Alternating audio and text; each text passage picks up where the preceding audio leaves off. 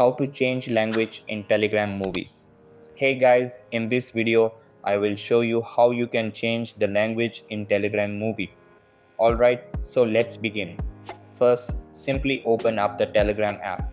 And here we are. As you can see, I'm currently in the chat section. So we're going to want to go to settings. For that, tap on these three lines and menu will slide. In this menu, select settings. And here you're going to want to look for language. As you can see, mine is set to English. But basically what you're going to want to do is set the language you want to wear. For example, if you want to watch a Telegram movie, change the language to whatever language you want to watch that movie in. Or you could even, for example, if you want it to be Croatian, you could set it to that.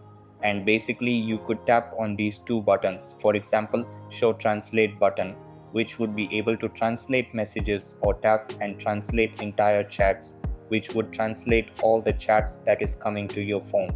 But basically this is how you can change languages in your Telegram app. It's going to change the Telegram movies as well. So that's pretty much it. So that's basically how you can change language in Telegram movies. So that's all for this video.